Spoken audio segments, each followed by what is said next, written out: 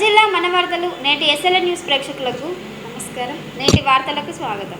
ప్రతిభ ఉన్న వెలుగులోకి రాని అనేక మంది క్రీడాకారులు ఉన్నారని, అలాంటి వారిని క్రీడల్లో ప్రోత్సహించేందుకు సీఎం కప్ 2024 నిర్వహిస్తున్నట్లు మంచిర్యాల జిల్లా కలెక్టర్ కుమార్ దీపక్ అన్నారు.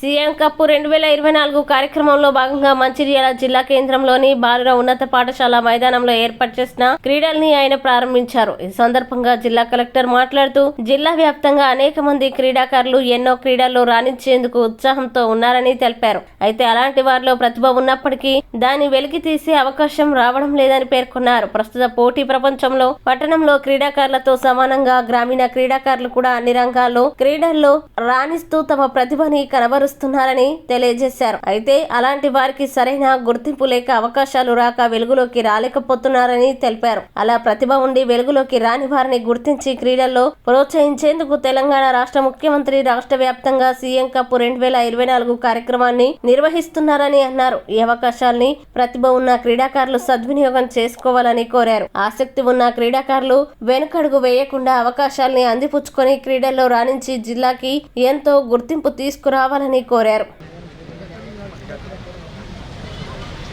ఆహ్వానిస్తూ సవినమ్రంగా ఈ యొక్క కార్యక్రమానికి స్వాగత సుమాంజలిని ప్రార్థిస్తూ చేసుకుంటాము. అలాగే ఈ యొక్క కార్యక్రమాన్ని కూడా మనం చక్కగా జ్యోతి ఓకే. సో మనం ఏ కార్యక్రమాన్ని చేసుకున్నా కూడా అన్ని మండలాల నుంచి విచ్చేసినటువంటి ఎంపీడీఓసర్స్ అండ్ మన గౌరవనీయులైనటువంటి డివైఎస్ఓ గారిని తెలియజేయవలసిందిగా కోరుతున్నాం. తెలంగాణ క్రీడా ప్రాధికార సంస్థ నిర్వహిస్తున్నటువంటి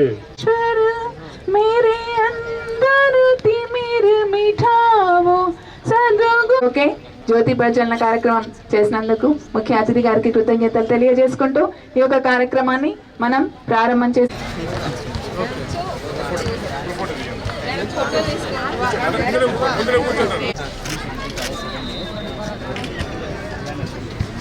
లాస్ట్ టైం మీరు ఎస్టేట్ లెవెల్లో గెలిచారా? Okay okay. ఎక్కడ నేర్చుకున్నారా?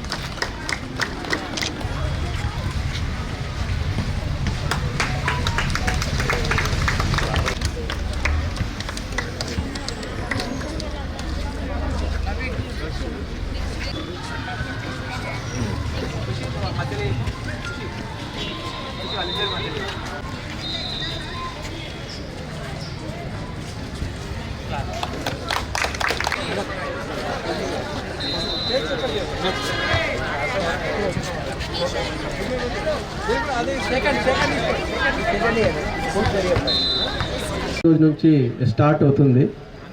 సో మనకి అన్ని మండలాల నుంచి ఒక్కొక్క టీం అండ్ దాంతోపాటు మున్సిపాలిటీ నుంచి కూడా ఒక్కొక్క టీం రెడీ అయిపోయింది. దాంతోపాటు మన జిల్లా లెవెల్లో డైరెక్ట్గా సెలెక్షన్ కోసం కూడా కొన్ని గేమ్స్ ఉన్నాయి. అండ్ ఈ గేమ్స్ అంటే మన లైఫ్లో చాలా ఇంపార్టెంట్ ఉన్నాయి. గేమ్స్ అండ్ స్పోర్ట్స్ ఇప్పుడు రాష్ట్ర ప్రభుత్వం చాలా ప్రమోట్ చేస్తున్నారు. మీ అందరూ ఐ థింక్ స్పోర్ట్స్ యూనివర్సిటీ గురించి కూడా విన్నారు. సో రాష్ట్ర ప్రభుత్వం ఒకటి స్పోర్ట్ యూనివర్సిటీ కూడా ఏర్పాటు చేస్తున్నారు. దాంతోపాటు ఈ పల్లె లెవెల్లో, మున్సిపాలిటీ లెవెల్లో, మండల్ లెవెల్లో కాంపిటీషన్ చేసేసి జిల్లా లెవెల్కి మీ అందరూ సెలెక్ట్ అయ్యి వచ్చారు. మీ అందరూ మంచిగా ఆడాలి. అండ్ ఇక్కడ నుంచి సెలెక్ట్ అయిన వాళ్ళ రాష్ట్ర స్థాయిలో ఖచ్చితంగా మెడల్ కొన్ని తీసుకురావాల్సింది. ఎందుకు మనకి ఎప్పుడైనా స్పోర్ట్స్ కోటాకి ఇప్పుడు ఉన్న స్పోర్ట్ కోటా రూల్స్ పరంగా రాష్ట్ర స్థాయిలో ఎవరికి మెడల్ వస్తుంది, they will be eligible for sports quota. So I hope మన జిల్లా నుంచి కూడా కొంతమందికి స్పోర్ట్స్ నుంచి జాబ్ రావాల్సింది. దాంతోపాటు స్పోర్ట్స్ నుంచి ఒక మంచిగా ఫిజికల్ ఫిట్నెస్ ఉంటుంది, ఒక పీస్ ఆఫ్ మైండ్ ఉంటుంది, దాంతోపాటు ఒక లైఫ్లో ఒక డిసిప్లిన్ వస్తుంది. So this is all are important in life for success. మన ఈ ప్రోగ్రామ్కి చాలామంది కోఆపరేట్ చేశారు. మన స్కూల్ అసోసియేషన్ దానికి బస్ ఇచ్చారు. సో దాని నుంచి మనం లాస్ట్ పల్లెల నుంచి కూడా పిల్లలకి తీసుకొని వస్తున్నాము. సేమ్గా మనకి సింగరేణి కూడా సిఎస్ఆర్ కింద దానికి ఫండింగ్ ఇచ్చారు. రాష్ట్ర ప్రభుత్వం నుంచి సీఎం కప్ చేయడానికి కూడా ఫండింగ్ వచ్చినాయి. సో దాని నుంచి మనం ఎంత మంచిగా ప్రోగ్రామ్ చేయగలుగుతాము. సో ఈ ప్రోగ్రాంలో ఎవరెవరు మనకి సపోర్ట్ చేశారో అందరికీ ధన్యవాదాలు. అండ్ ఐ హోప్ మీ అందరూ స్పోర్ట్స్ మంచిగా ఆడి స్పోర్ట్స్లో రూల్స్ పరంగా ఫాలో చేసేసి మన జిల్లాకి మంచి పేరు తీసుకువస్తారు. Thank you. చేపల కోసం పెట్టిన బుట్టలో పడి ఓ మొసలి పిల్ల చిక్కుకున్న ఘటన మంచిర్యాల జిల్లా హాజీపూర్ మండలంలోని రాపల్లిలో చోటు చేసుకుంది. చేపల కోసం పెట్టిన బుట్టలో పడి ఓ ముసలి పిల్ల చిక్కుకున్న సంఘటన మంచిర్యాల జిల్లా హాజీపూర్ మండలంలోని రాపల్లిలో చోటు చేసుకుంది. వివరాల్లోకి వెళ్తే హాజీపూర్ మండలంలోని రాపల్లి గోదావరి తీరాన అదే గ్రామానికి చెందిన మత్స్యకారుడు కూనారపు రామయ్య చేపల కోసం ఏర్పాటు చేసిన బుట్టలోకి ముసలి వచ్చింది. గ్రామ శివార్లోని రోజు మాదిరే గోదావరికి నదిలో మత్స్యకారుడు చేపలు పడ్డాయనుకుని వెళ్లగా చేప బుట్టలో ఒక్క అడుగుల ముసలి పిల్ల చిక్కింది. వెంటనే భయభ్రాంతులకి గురైన కూనారపు రామయ్య చుట్టుపక్కల వారికి సమాచారం అందించాడు. వెంటనే స్థానికులతో కలిసి గోదావరి నదిలో ఉన్న బుట్టను ఇంటి వద్దకి తీసుకొచ్చారు. స్థానికులు చూసి భయాందోళనకి గురై వెంటనే డిప్యూటీ రేంజ్ ఆఫీసర్ సునీతకి సమాచారం అందించారు. గ్రామస్తుల సమాచారం మేరకి అటవీ శాఖ అధికారులు మొసలిని స్వాధీనం చేసుకుని శ్రీపాద ఎలంపల్లి ప్రాజెక్టులోని ఎగువ నీటిలో విడిచిపెట్టారు. మొసలి బరువు 6 కిలోల వరకు ఉంటుందని అటవీ శాఖ అధికారులు పేర్కొన్నారు. దాంట్లో అంతకు ముందు రోజు ఒకటి 1/2 కిలో పడితే మొట్ట ఉండే, దాన్ని ఉండని అని ఇంకా అట్నే ఉంచిన. మళ్ళీ ఈ రోజు పోయేటోళ్ళకు ఇది అందులోనే ఉంది, మొట్ట తిన్నది, బొమ్మ చేపని తిన్నది. ఏంటి బొమ్మ ఏదని చూసేటోళ్ళకు ఇది కనిపిస్తుంది, భయపడ్డాను నేను. అంటే ఇది దొరకడం రెండోసారి మీకు? మొసలి కానీ మరి ఇంటి ఫారెస్ట్ వాళ్ళకన్నా అప్ప చెప్దాం అన్నట్టు అయితే ఇంటి దానిక పట్టుకొని వచ్చినాయి. అదే మేము తీసేయడానికి ఎట్లా అని అడుగుతున్నది. ఎట్లా కింద నుంచి తీస్తారా? కింద నుంచి దిగారా? ఇక్కడికి కిందికి కట్లు తెంపాలి, కింది కట్టు తెంపాలి. అది చేప ఆనిపోసారి అది కడుపు చేప మధ్య అయిపోయింది. దానికి కట్టెపుల్ల పెడితే ఘోరంగా ఇదైతే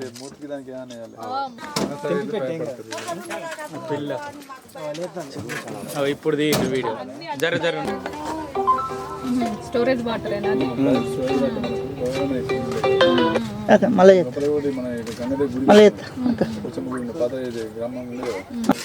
అర్జెంటా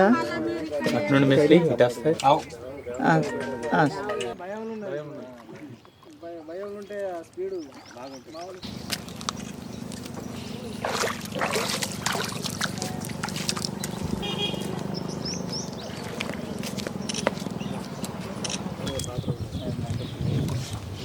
వెళ్ళిపోయింది. చూడండి పోతుందా?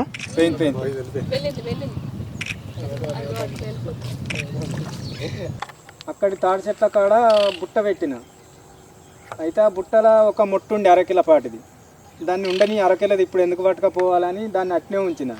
మళ్ళీ 2 రోజుల తర్వాత పోతే ఇది మొసలి దాంట్లో వచ్చింది. దాంట్లో వస్తే నేను మొట్టే ఉన్నదాన్ని దాన్ని వంట లేపిన. దాని వంట లేపటాల బుస్సు అన్నది. బుస్సు అన్న వాళ్ళు భయపడి అట్నే ఇడిచిపెట్టిన. మళ్ళీ వాళ్ళని పిలుచుకొని దాన్ని ఇదేంటి దాన్ని చూపించిన వల్ల ఇంత మొసలి అన్న వల్ల అయితే తీసుకొని మా తెప్ప మీద పెట్టుకొని ఒడ్డుకు తీసుకొని వచ్చినాం. ఒడ్డుకు తీసుకొని వస్తే ఇక దాన్ని ఇంటి కనుక తీసుకొచ్చి ఈ డిపార్ట్మెంట్ కన్నా అప్పచెప్దాం అన్నట్టుగా తీసుకొచ్చి అప్పచెప్పుడు అవుతుంది అంత. ఎప్పుడైనా కనబడ్డాయా? ఇప్పుడే కనిపించినాయి, ఉన్నాయి. పెద్దది ఉంది కానీ ఆ పక్క ఉన్నది, వేరేకి వెళ్ళి ఉన్నది. అయితే ఈ పక్క కూడా ఉండే ఒకసారి కనిపించింది కానీ మళ్ళీ కనిపించలే. ఇక మళ్ళీ అటు పోయినట్టు ఉన్నది పెద్దది, కమ్సకం ఒక 9-8 ఫీట్లు ఉంటుంది, అంత పెద్దది ఉన్నది. బావి ఒడ్డు మీదకి వస్తుంది, పంటది, మనుషులు కనిపిస్తే వాళ్ళకి నీళ్ళలోకి పోతుంది అది అంత. మరి మీకు భయం అయితే లేదా? మా దగ్గర కట్టె ఉంటుంది కాబట్టి తెడ్డు ఉంటుంది, మేము ఎప్పటికీ ఇట్లా తెడ్డు వేసుకుంటూ పోతాం కదా, కట్టెని చూసి భయపడుతుంది అంటారు. కానీ ఇదివరకు అయితే ఎప్పుడు కనిపించలే అంత పెద్దది. మేము నీళ్ళ నుంచి పోగా మమ్మల్ని చూసి మునుగుతాయి అంటారు కానీ ఇక తెలియదు, అది ఏ పరిస్థితి ఎట్లా వచ్చేది తెలియదు. ఒడ్డు మీదకి వచ్చినప్పుడు మాత్రం కనబడతాయి. ఒడ్డు మీదకి వచ్చినప్పుడు కనిపిస్తుంది.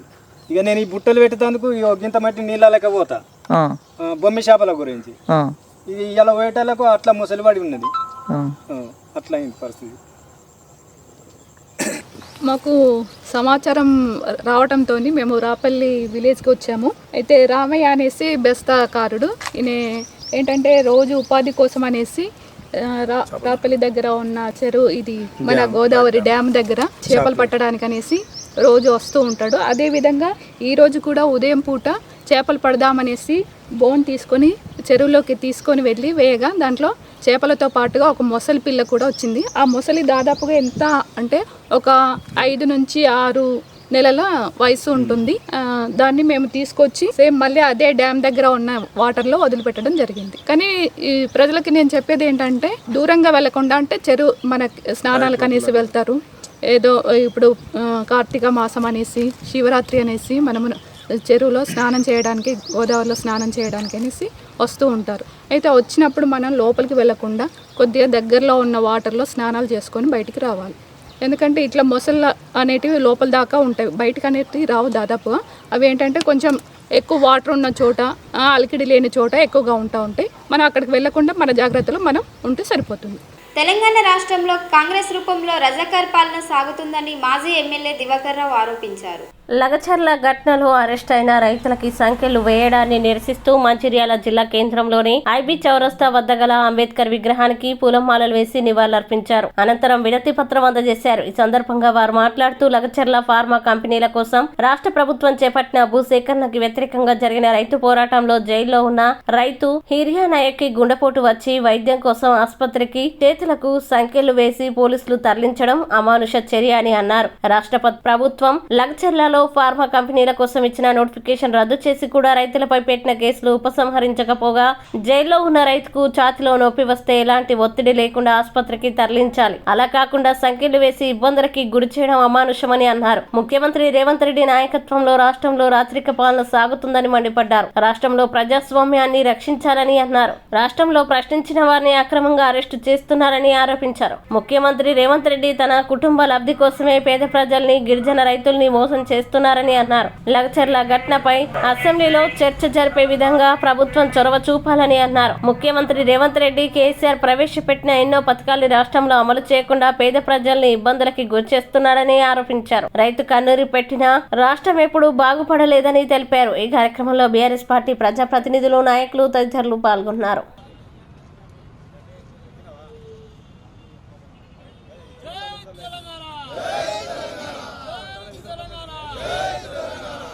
నిర్మాత, మంచి రాజ్యాంగం ఏర్పాటు చేసిన డాక్టర్ బిఆర్ అంబేద్కర్ గారికి ఈరోజు మేము ప్రజాస్వామ్యాన్ని రక్షించాలి అనే ఆలోచనతోటి పార్టీ పిలుపు మేరకు డాక్టర్ బిఆర్ అంబేద్కర్ గారికి వినతి పత్రం ఇవ్వడం జరిగింది. ప్రజా పరిపాలన, ఇది ప్రజా పరిపాలన కాదు, ఇది ప్రజల్ని వ్యతిరేకంగా చేస్తున్న పరిపాలన. ఈరోజు రాష్ట్రంలో ఎన్నో అక్రమ అరెస్టులు జరుగుతున్నాయి. దానికి ప్రజలే సరైన సమయంలో గుణపాఠం చెప్తున్న మాట కూడా చెప్పడం జరుగుతుంది. ఈరోజు ముఖ్యమంత్రి గారు తన సొంత నియోజకవర్గంలో తన కుటుంబం లబ్ధి కోసం లగచర్లలో పేదవారు, గిరిజన రైతుల భూములు తీసుకునే సందర్భంలో 8-9 మాసాల నుంచి వ్యతిరేకంగా పోరాటం చేస్తున్నారు.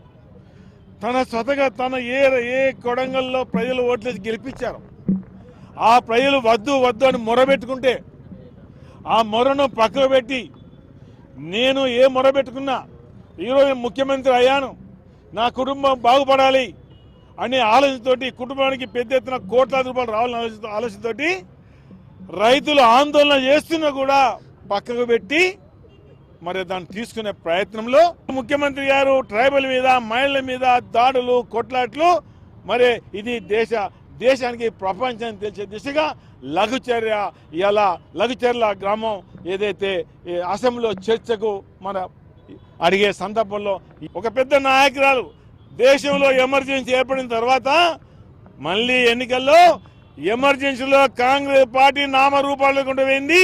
స్వతహాగా అంత పెద్ద నాయకురాలు కూడా మరి అక్కడ పార్లమెంటు ఎంపీగా ఓడిపోయిన సంగతి కూడా గుర్తించడం జరుగుతుంది. ఈ గతి తెలంగాణ కాంగ్రెస్ కూడా పడుతుంది. రైతుల కోసం అన్ని విధాల మేలు చేసింది కేసీఆర్ గారు. రైతులకు రుణమాఫీ కానీ, రైతు మాఫీ కానీ, అదేవిధంగా రైతు బంధు కానీ, ప్రాజెక్టులు కానీ అన్ని చేసింది.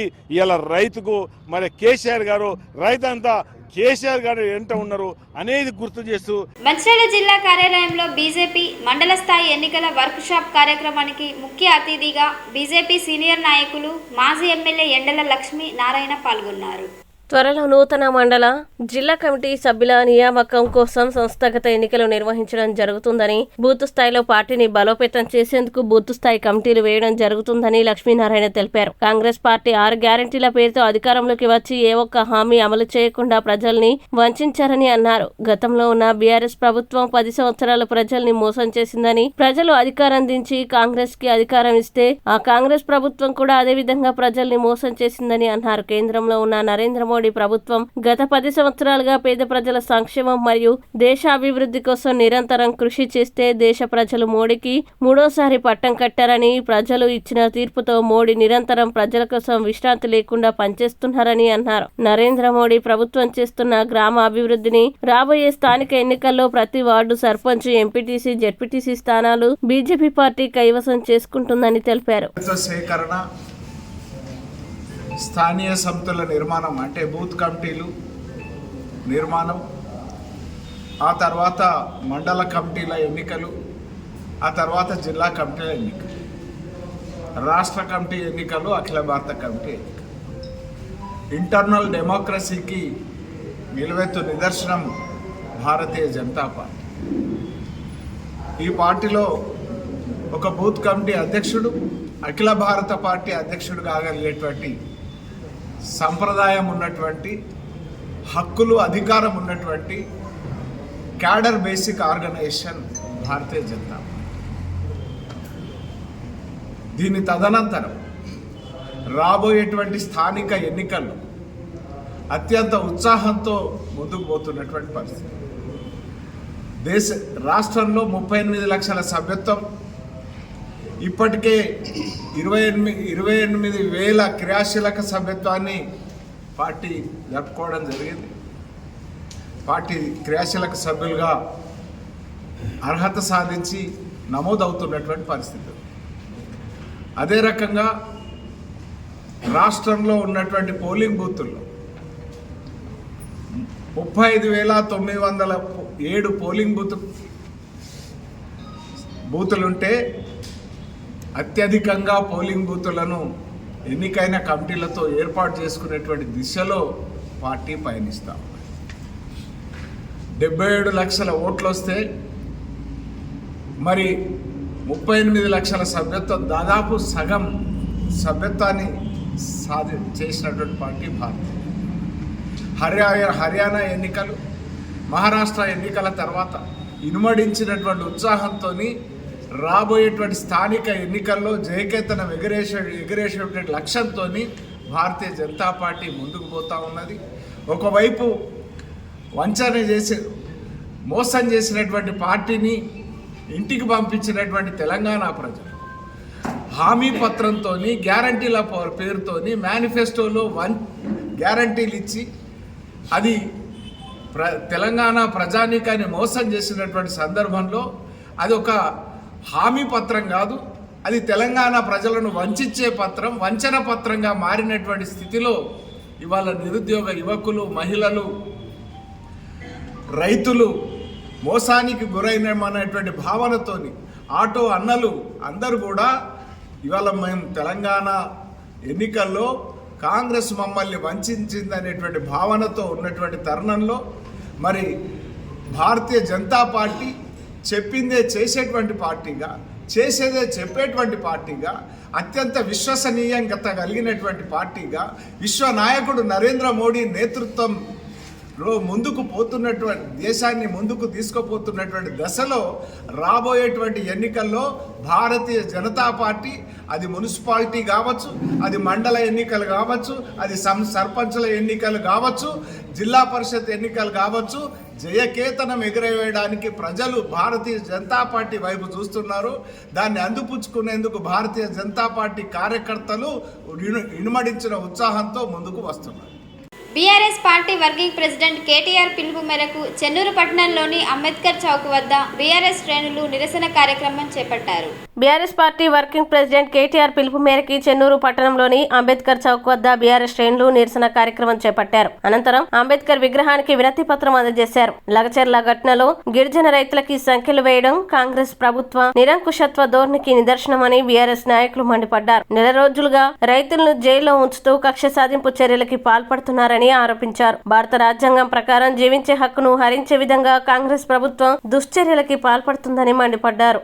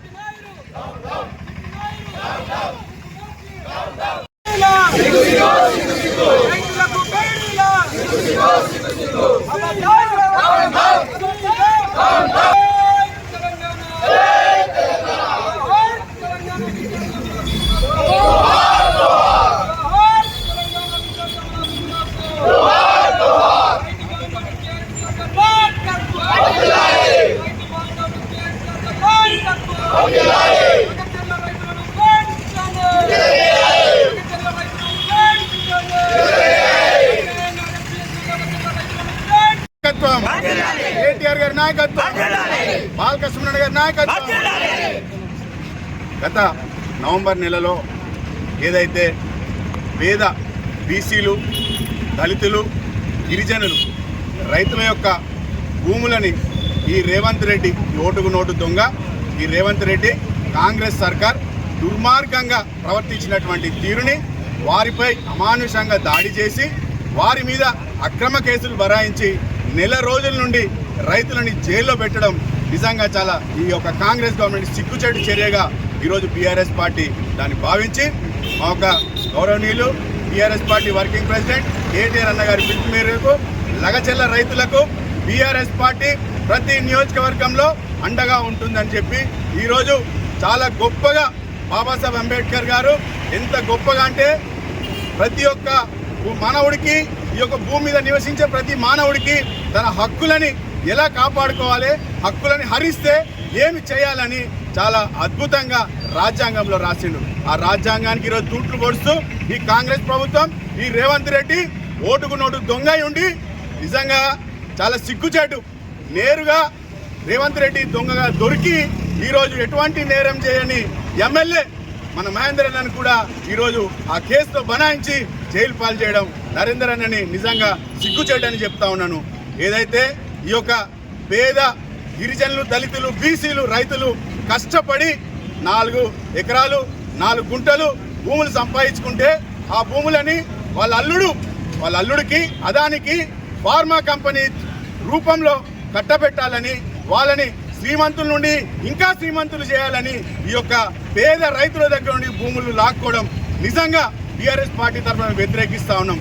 ఖచ్చితంగా వారి పక్షాన, రైతుల పక్షాన, రైతులకు ఎక్కడ అన్యాయం జరిగినా బీఆర్ఎస్ పార్టీ అండదండగా ఉంటుంది. ఏదైతే 1 ఎకరానికి ఈరోజు 10 లక్షల రూపాయలు ఇచ్చి భూములు లాక్కుంటా అంటే రైతులు అక్కడ ఉన్నటువంటి పరిస్థితులని, అక్కడ ఉన్నటువంటి ఎకరానికి 40 లక్షలు పైసలకు పలుకుతుందని చెప్పి వారు వాపోయారు. వాళ్ళు వినతి పత్రం ఇచ్చారు. అయ్యా మాకు తగిన రేటు ఇచ్చి మీరు భూమిని తీసుకోండి, మేము మీకు సహకరిస్తామని చెప్పారు. కానీ ఈ యొక్క రేవంత్ రెడ్డి అవగాహన లేకనా, అవగాహన ఉండి పేద రైతులు వాళ్ళు ఏం చేస్తారు అనే ఒక దురాలోచనతోని ఈరోజు ఆ రైతులని భూములు లాక్కునే ప్రయత్నం చేసిండ్రు. ఖచ్చితంగా రాజ్యాంగ పరంగా మనము ఒక రైతులను లాక్కున్న పక్షంలో రైతులు తిరగబడే అధికారం రాజ్యాంగం కల్పించింది. ఆ రైతులు తిరగబడ్డందుకు వారిపైన అర్ధరాత్రి ఊర్లోకి దొంగల లెక్క చొరబడి, ఈ పోలీసు వాళ్ళు దొంగల లెక్క చొరబడి ఇంకో ఓటుకున్నోడు దొంగకి వత్తాసు పలుకుతూ అర్ధరాత్రి అమానుష రైతులని తీసుకెళ్లి ఈ రోజు నిర్బంధించి జైల్లో పెట్టారు. అనేకమైన కేసులు పెట్టారు. రేవంత్ రెడ్డి కాంగ్రెస్ సర్కార్ని బీఆర్ఎస్ పార్టీ చెన్నూరు నియోజకవర్గం అడుగుతా ఉన్నాను, రైతులు ఏం తప్పు చేశారు, రైతులు ఏం తప్పు చేశారని అడుగుతా ఉన్నాను. వాళ్ళ భూములు మేము ఇయ్యము, మాకు వచ్చిన ధర కాదు, మేము చెప్పే ధర మాకు ఇవ్వండి అని మీకు సహకరిస్తామని చెప్తే తప్ప నేను అడుగుతా ఉన్నాను. రైతులు వాళ్ళ అమాయకులు, వాళ్ళు ఏమి చేసినా చెల్లుబాటు అవుతుందంటే రేవంత్ రెడ్డి ఖబర్దార్. బీఆర్ఎస్ పార్టీ రైతులకి అండగా ఉంటుంది. గులాబీ జెండా తెలంగాణ ప్రజలకు ఖచ్చితంగా వెన్నంటూ ఉంటుంది. తెలంగాణ ప్రజలు కేసీఆర్ గారికి, కేటీఆర్ గారికి ఏ పిలుపు ఇచ్చినా ఎంత దూరమైనా వెళ్ళడానికి మేమందరం సిద్ధంగా ఉన్నామని తెలియజేసుకుంటా ఉన్నాం. అంగన్వాడీ టీచర్లు, హెల్పర్లకు తక్షణమే వేతనాలు చెల్లించాలని, మినీ టీచర్లకు వేతనాలు వచ్చే విధంగా చర్యలు తీసుకోవాలని డిమాండ్ చేస్తూ ఏఐటియుసి ఆధ్వర్యంలో విలేకరుల సమావేశం ఏర్పాటు చేశారు. ఈ సందర్భంగా నాయకులు మాట్లాడుతూ రిటైర్ అయిన టీచర్లకి వచ్చే బెనిఫిట్లు వెంటనే అందజేయాలి, అంతేకాకుండా వారికి పెన్షన్ తొందరగా వచ్చే విధంగా చూడాలని అన్నారు. సుప్రీంకోర్టు ఇచ్చిన తీర్పుకి అనుగుణంగా టీచర్కి 26,000 రూపాయలు, ఆయాలకి 18,000 రూపాయలు ఇవ్వాలని ప్రభుత్వాన్ని కోరారు. అంతేకాకుండా పెండింగ్ లో ఉన్న ఆరోగ్య లక్ష్మి బిల్లులు, గ్యాస్ మరియు ఐటీడీఏ బిల్లులు వెంటనే చెల్లించాలని డిమాండ్ చేశారు.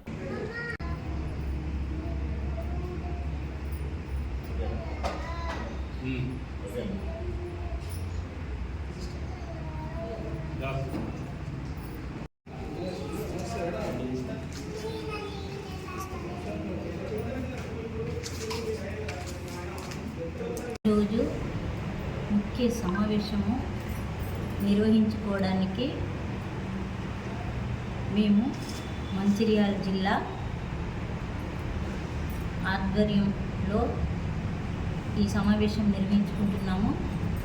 దీని ఉద్దేశం ఏమంటే, గత 10 సంవత్సరాలుగా బీఆర్టీలో ఉన్న యూనియన్ సంఘంలో ఉన్న మేము మొన్న 15వ తారీఖు నాడు చాడా వెంకటరెడ్డి గారి ఆధ్వర్యంలో ఏఐటిసి సంఘంలో చేరడం జరిగింది.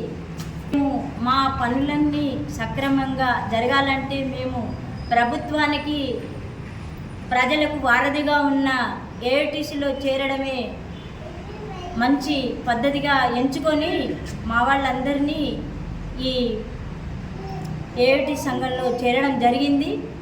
దీనితో మేము మా హక్కులను సాధించుకుంటామని మనసా వాచా కర్మణ కోరుతున్నాము. దీనికి ఏఐటి సంఘం నాయకులందరూ కూడా మాకు వారి సహాయ సహకారాలు అందిస్తామని మాట ఇవ్వడం కూడా జరిగింది. ఇప్పుడు మా ముందున్న సంఘటనలు ఏమంటే, గత 6 నెలలుగా అంగన్వాడీ టీచర్లకు కానీ, ఆయాలకు కానీ రిటైర్మెంట్ చేసి 6 నెలలుగా వారికి రిటైర్మెంట్ బెనిఫిట్ అందించడం లేదు, మరియు వారికి వేతనాలు రావడం లేదు. కనీసం పెన్షన్ సౌకర్యం కూడా లేక చాలా ఇబ్బందులను ఎదుర్కొంటున్నారు. 6 నెలల నుంచి వాళ్ళు మాతో చాలా మొరబెట్టుకుంటున్నారు. వెంటనే పరిష్కరించి వారికి మన ప్రభుత్వం ఇచ్చిన హామీ ప్రకారంగా టీచర్కు 2 లక్షలు, ఆయాకు 1,00,000 రూపాయలు రిటైర్మెంట్ బెనిఫిట్ ఇచ్చి వారిని సంతోషపరిచిందిగా కోరుతున్నాను. మరియు మాకు వేతనాలు గత ప్రభుత్వంలో 7వ తారీఖు వచ్చేది, ఇప్పుడు మాకు ఇప్పటి వరకు కూడా వేతనాలు రాలేదు.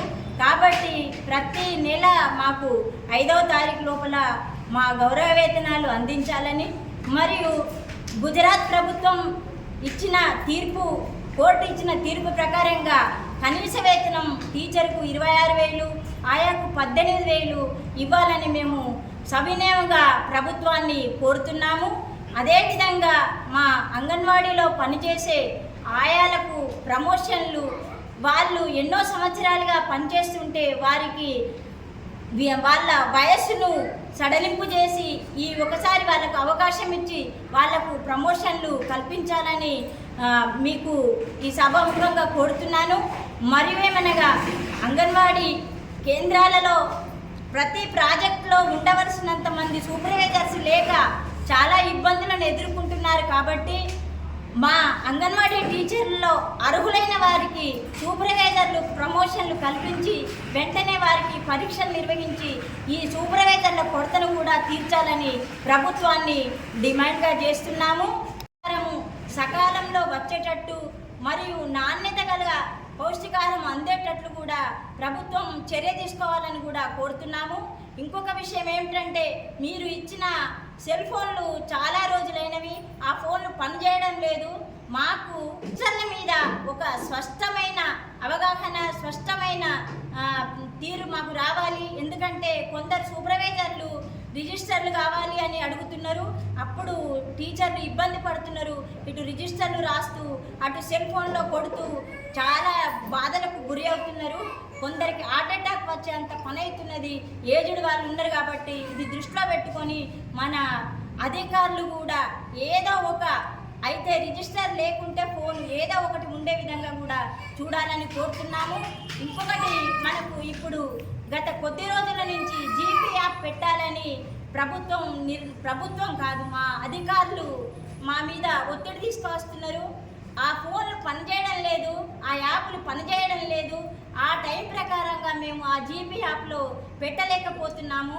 అది మా ఆఫీసర్లు గమనించి మాకు ట్యాబ్లు వచ్చేంత మటుకు మా టీచర్లపై ఎలాంటి ఒత్తిడులు తీసుకురావద్దని వారిని కోరుకుంటున్నాము. అదేవిధంగా మాకు గత కొన్ని సంవత్సరాల క్రితం రాసిచ్చిన టీఏడిఏలు పెండింగ్లో ఉన్నవి, మరియు గ్యాస్ బిల్లులు, ఆరోగ్య లక్ష్మి బిల్లులు ఇవన్నీ కూడా వెంటనే మేము చిరుద్యోగులం కాబట్టి చాలా ఇబ్బందులను ఎదుర్కొంటున్నాం కాబట్టి ఇవన్నీ వెంటనే మాకు అందించాలి. మెనూ ఛార్జీలు కూడా పెంచాలని మేము ప్రభుత్వాన్ని కూడా సవినయంగా కోరుతున్నాము. మా మంత్రి సీతక్క గారికి తెలియంది లేదు. ఆమె ఏ స్థాయి నుంచి ఈ స్థాయికి వచ్చిందో తనకు బాగా తెలుసు. కాబట్టి మా అంగన్వాడీ టీచర్లందరము మా మంత్రి గారి అండదండలతో మేము ఇంకా బాగా ఉంటామని మేము కోరుకుంటున్నాము. నేటి SLN న్యూస్ ఇంతటితో సమాప్తం. తిరిగి ప్రసారమయ్యే SLN న్యూస్లో మళ్ళీ కలుద్దాం. అంతవరకు సెలవు.